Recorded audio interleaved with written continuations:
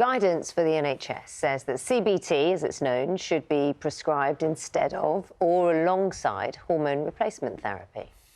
Now, the National Institute for Healthcare Excellence, NICE, says CBT is recommended to help reduce hot flushes, night sweats and depressive symptoms. It also found to help with sleep problems, including how long it takes to fall asleep, how long women stay asleep before waking. While this is not a new treatment for menopause, we've been speaking to Dr. Paula Briggs at the British Menopause Society, who does think it's a good alternative to other options. It's not a new type of treatment, but it hasn't had as much attention, particularly in the last few years, as HRT has. And I think, you know, for women that can't have HRT, they may well have felt very disadvantaged by all the attention on HRT. And I think this guidance goes a long way to helping some of those women feel recognised. So let's find out more, joined by GP Dr. Nigat Arif. Nigat, very good morning to you. Can you just establish something for us? You're a GP. Someone might walk in to see you talking about the menopause. Has something fundamentally changed with this NICE guidance? Not essentially at all. We've been offering cognitive behavioural therapy, CBT, for our patients, and mostly it's for psychological symptoms. And it's to help those symptoms that are really affecting women in regards to hot flushes, night sweats, mood-related symptoms like brain fog, irritability, anger, low mood. Some women find that actually their symptoms are really impacting them, that their sleep is also affected. So the NICE guidance has always said, hormone replacement therapy is first line, even for psychological symptoms, not antidepressants.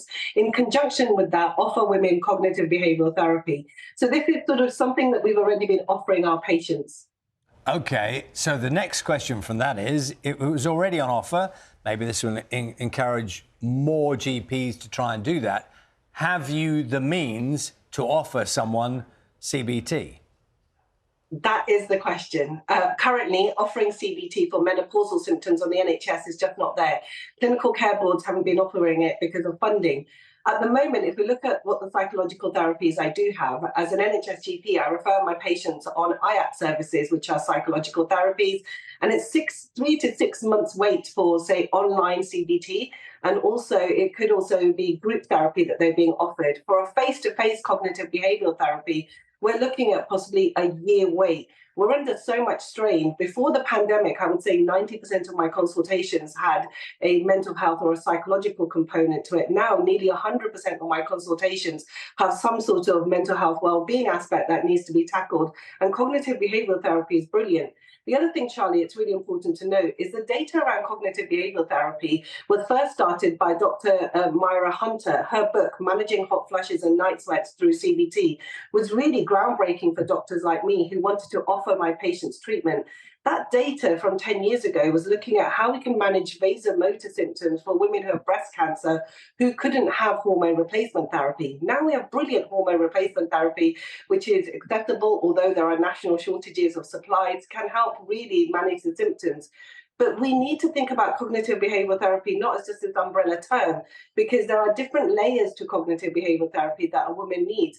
So acceptance commitment therapy also is another type of therapy under the umbrella of CBT, which really helps with hot flushes and night sweats. The new guidance from NICE, what worries me at the moment, is to say, this is what we should be offering women. We've already been doing that. I just cannot access that on the NHS at all. And this is going to drive women into the private sector at a time when there's cost of living crisis, and it's going to increase the disparity of healthcare inequalities. Nigat, morning, it's Naga. With HRT, hormone replacement therapy, does that come first? And what I did hear from you is, you know, obviously these shortages, which we've been well aware of. Does CBT come after? Because I'm trying to think of the timeline. I'm trying to think of how much time GPs have and how much time women who are perimenopausal or menopausal are given to tackle the symptoms of menopause. We've got to think of menopause as not just this natural transition through perimenopause, when you have menopausal symptoms and periods, and then menopause, which is defined as 1 year without a period, and then postmenopause and beyond.